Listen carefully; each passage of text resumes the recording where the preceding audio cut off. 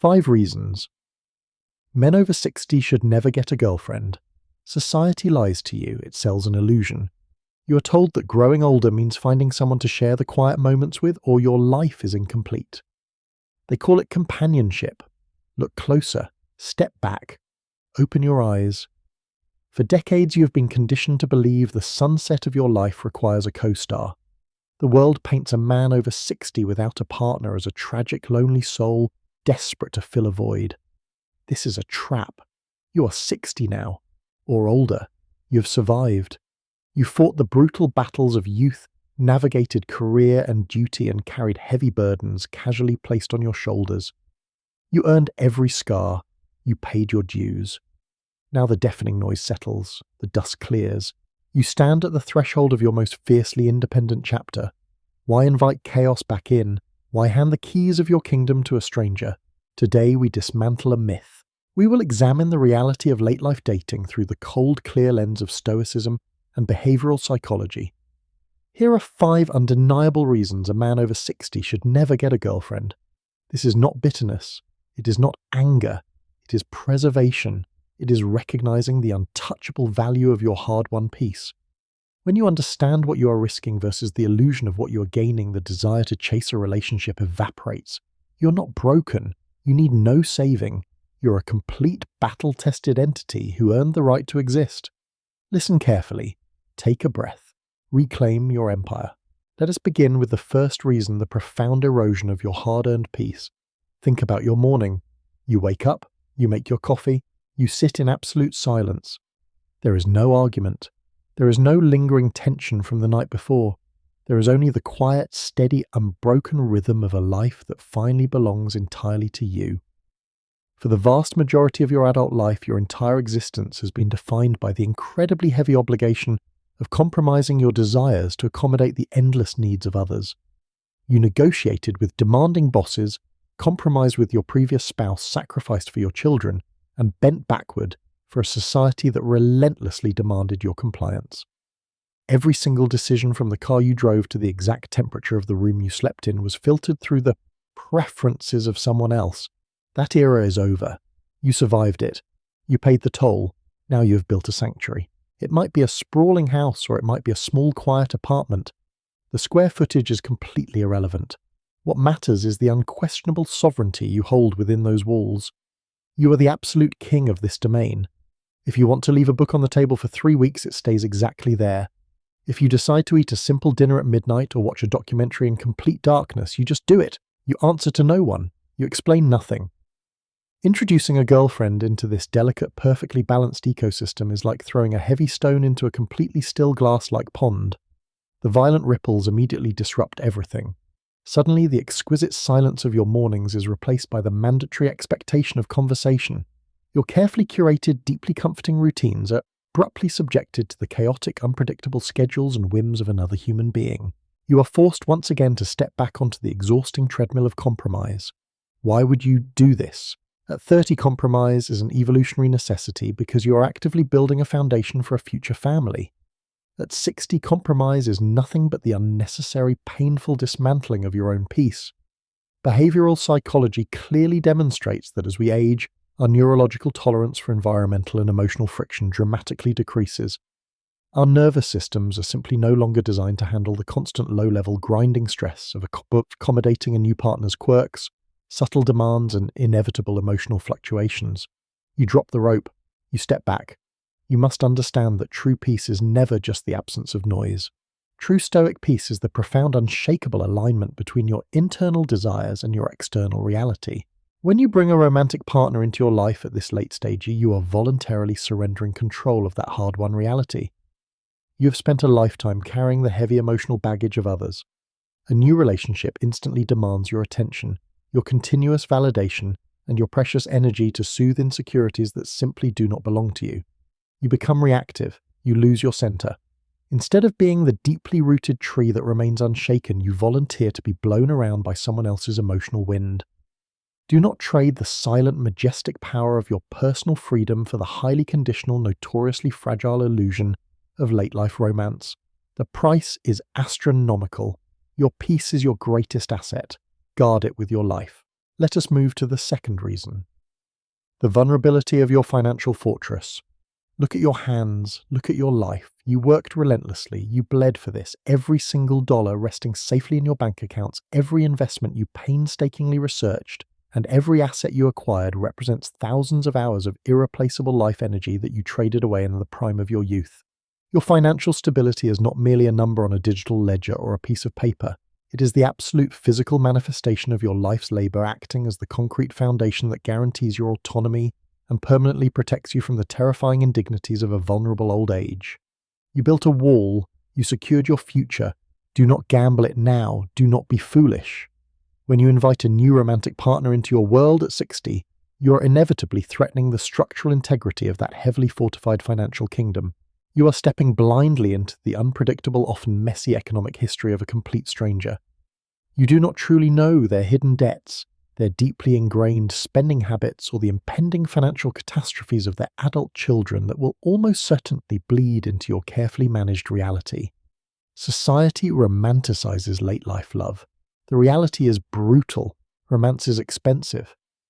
Behavioral economics clearly shows that entering a new relationship drastically alters your financial trajectory, subtly shifting your resources away from your own long-term security, your medical safety nets, and your intended legacy. Suddenly, your hard-earned wealth is quietly redirected toward dinners, expensive vacations, gifts, and the continuous, exhausting subsidization of another person's lifestyle expectations. You're expected to pay. You're expected to provide. The societal script still heavily demands that the man acts as the ultimate financial safety net even when both parties are supposedly equal seniors. This unspoken pressure creates a constant low-level anxiety that quietly drains the joy out of the interaction, turning what should be a simple connection into a complex, hidden financial transaction. But you must remember a cold, undeniable fact: your earning capacity has peaked. If you lose a substantial portion of your wealth now through a messy breakup, a complicated legal entanglement, or a simple, steady financial drain, you do not have the time or the vital energy to rebuild it. Every single dollar lost to the illusion of late-stage romance is a dollar that can never, ever be replaced. You are playing a high-stakes game, you have a limited clock, the vault is closed, you hold the key, keep it hidden.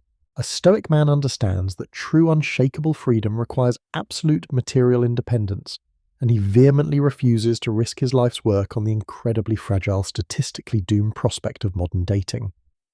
You constructed this magnificent fortress specifically to protect yourself from the harsh, unforgiving winter of your final decades. It is your shield. It is your safety. Do not casually open the heavy iron gates for someone who contributed absolutely nothing to the laying of the bricks. Guard your legacy, protect your fortress, keep what is yours. Let us examine the third reason. The dangerous asymmetry of energy. Time is running out, your energy is finite. You feel it in your bones. When you were in your 20s and 30s, your biological battery possessed an incredible, rapidly replenishing capacity that allowed you to effortlessly bounce back from endless arguments, sleepless nights, and the exhausting emotional turbulence of romantic entanglements. Energy was a cheap, abundant commodity that you carelessly threw at every passing attraction. That era is gone. The math has changed. You are slowing down. At 60 and beyond, your physical and mental energy becomes the most precious, absolutely irreplaceable currency you possess. You are no longer generating surplus power. Every single unit of effort you expend must be carefully calculated, ruthlessly prioritized, and aggressively guarded, because your biological systems simply require significantly longer periods of absolute rest to properly recharge. Dating is a second job. It is utterly exhausting. Entering a new relationship demands an incredibly high continuous output of invisible emotional labor.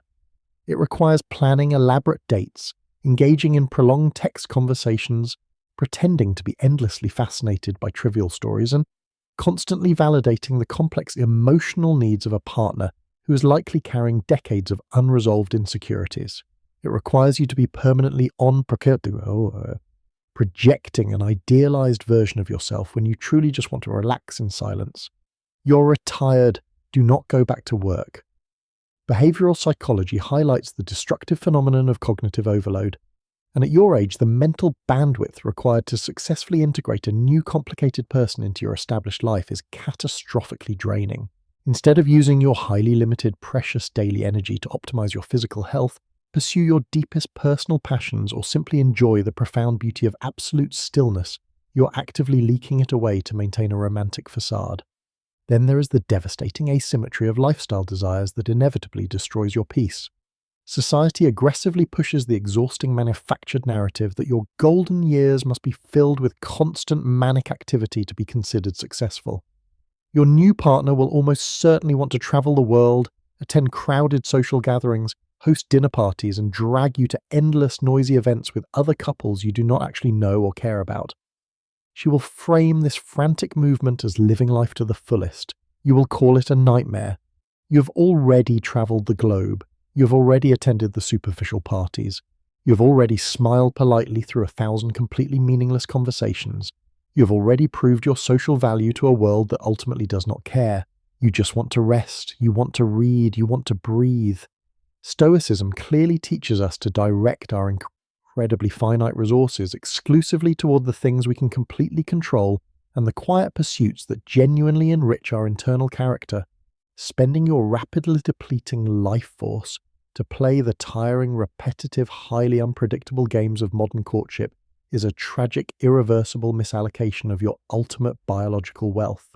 Do not let the relentless demands of unnecessary emotional maintenance drain the vital lifeblood from your final, most important chapters of existence.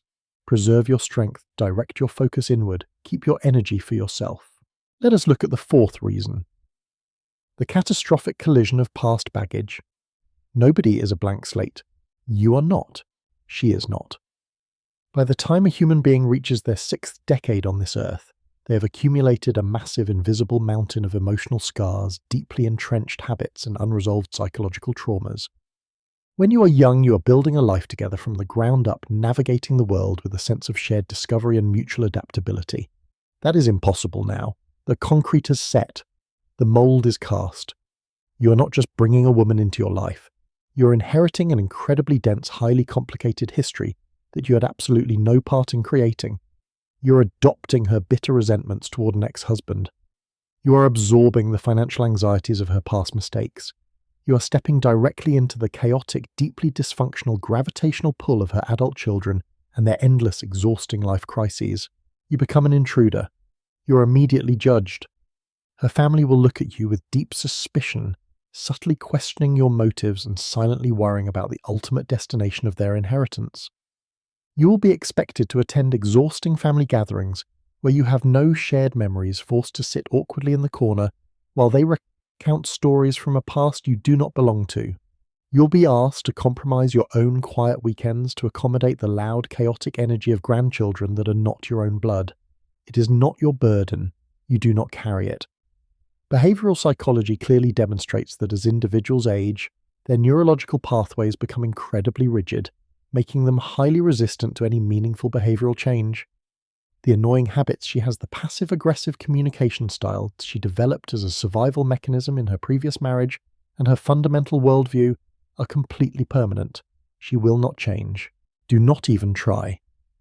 When you attempt to merge two heavily established lives at 60, you are not seamlessly blending two fresh, gentle streams of water. You are violently crashing two massive, heavily loaded freight trains into each other and hopelessly expecting the wreckage to look like a beautiful romance. The friction is constant. The emotional toll is incredibly heavy.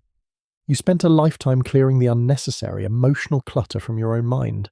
You fought hard to achieve a state of mental equilibrium where you no longer have to manage the turbulent, unpredictable emotional states of the people around you. To voluntarily invite a stranger's complicated, unresolved history into your sacred space is an act of psychological self-sabotage. Keep your space clean, protect your mind, walk away. A genuinely stoic man recognizes that his capacity to absorb the pain and complexity of the world is intentionally limited, and he absolutely refuses to bear the heavy, exhausting cross of someone else's past. Let her carry her own suitcase. You have finally unpacked yours. Let us face the final reason, the ultimate truth. You must master solitude. Society has deeply and deliberately confused two vastly different psychological states, tricking you into fearing an empty room when you should be celebrating its profound, unbothered stillness. They want you to be afraid. They want you to constantly consume the illusion of connection. Loneliness is a weakness. Solitude is a superpower. Loneliness is a desperate, hollow craving for external validation born from the tragic, heavily conditioned belief that you are fundamentally incomplete without another human being reflecting your worth back to you. It is the painful, aching absence of the other, a gaping wound that never truly heals. You're not incomplete. You're whole. You're enough. Solitude, on the other hand, is the majestic, unapologetic embrace of your own magnificent company burden, representing the absolute pinnacle of Stoic philosophical achievement and emotional independence. It is the powerful, grounded presence of yourself. It is the profound realization that you are the only permanent companion you will ever truly have on this earth. It is pure power. It is unshakable peace. When you reach your 60s, the relentless, agonizing pressure to prove your value to the dating market, to compete for fading attention, and to constantly perform for the fickle approval of a romantic partner should completely evaporate. It leaves behind a crystalline, beautiful clarity about who you truly are when absolutely no one else is watching. Stop chasing shadows. Stand your ground. A man who cannot sit quietly in a room by himself is a man who is secretly terrified of his own mind, constantly seeking the distracting, chaotic noise of a girlfriend to drown out the uncomfortable, deafening silence of his own soul. He uses her as a temporary human shield against his own internal emptiness. Face the stilence. Conquer the fear. Be the fortress. Behavioral psychology reveals a fascinating truth about the aging male brain and its relationship with quiet environments. Mastering intentional solitude fundamentally rewires your nervous system, dramatically lowering your baseline cortisol levels and unlocking a profound untapped capacity for deep, uninterrupted thought and genuine, authentic self-reflection. You detach from the endless drama. You rise completely above the noise. You become untouchable. You become truly free. You no longer need a companion to constantly validate your existence or to gently reassure you that your daily life has meaning, because you have meticulously cultivated that meaning from the rich, fertile soil of your own, deeply examined internal landscape. You draw your immense strength directly from the absolute source. No more performing, no more pretending, just pure existence. Think about the immense, overwhelming, intoxicating relief of never having to nervously check your phone for an obligatory message, never having to painfully justify your shifting moods, and never having to apologize for simply wanting to be left entirely alone for days on end. The outside world finally stops demanding. The relentless clock finally stops ticking. Silence is golden. Freedom is absolute. To consciously reject the frantic, desperate scramble of the modern senior dating market is not an act of bitter surrender, but rather a profound, incredibly powerful declaration of your ultimate psychological sovereignty. You are actively choosing the quiet, dignified, elevated path. You are the king. Rule your mind. You are choosing the quiet, majestic dignity of the lone wolf over the exhausting, endlessly demanding dynamics of the pack, recognizing that the absolute highest form of lasting peace is always found in the complete absence of external emotional obligations. Embrace the void. Find your center. When you finally stop viewing being alone as a tragic, lonely punishment inflicted upon you by a cruel universe, and start recognizing it as the ultimate exclusive luxury that you have definitively earned through decades of hard labor, your entire reality beautifully shifts. You breathe deeply. You walk lightly. You're home. So what now? The path is open. The choice is yours. If you consciously choose to walk away from the chaotic, deeply draining theatre of modern romance, you're absolutely not resigning yourself to a miserable life of watching the clock simply tick away in a dark, empty room. You're doing the exact opposite. You're waking up. You're taking control. You're claiming victory. You now possess the ultimate trinity of resources that younger men desperately bleed for: time, money, and absolute unshakable autonomy. The monumental question is no longer who you will spend your remaining life with, but rather what magnificent, deeply fulfilling structures you will finally build with these incredibly precious resources. Build your mind, strengthen your body, cultivate your soul, invest heavily and unapologetically in the absolute optimization of your physical health, treating your aging body not as a failing, fragile vessel, but as a carefully maintained, high-performance machine that requires deep respect and precise attention. Read the heavy, profoundly challenging books that you spent decades putting off because you were simply too exhausted from the relentless daily grind of providing for other people's needs. Learn a new skill. Master a forgotten craft. Walk the quiet earth. Deepen your authentic platonic friendships with other high-value, highly disciplined men who genuinely understand the quiet, unspoken realities of this specific phase of life. Engage in conversations that actively stimulate your intellect rather than passively drain your precious emotional reserves. Find the quiet places. Listen to the wind. Feel the morning sun. Create a lasting, powerful legacy that is entirely disconnected from any romantic entanglement. Mentor the younger generation who are hopelessly lost in the modern world. Build something beautiful and tangible with your own two hands, or simply perfect to the dying. Incredibly rare art of existing in complete unbroken harmony with your immediate surroundings. You do not need a partner to constantly witness your existence for it to be profoundly and undeniably meaningful. You are the witness. You are the judge. You are the master. This is the core philosophy of mind before skin. It is the ruthless, beautiful prioritization of your own mental sanctuary over the fleeting, deeply unreliable comforts of physical or emotional attachment. It is the ultimate final evolution of the mature masculine spirit standing tall against the desperate expectations of a confused society. Hold the line, protect the peace, remain unbroken.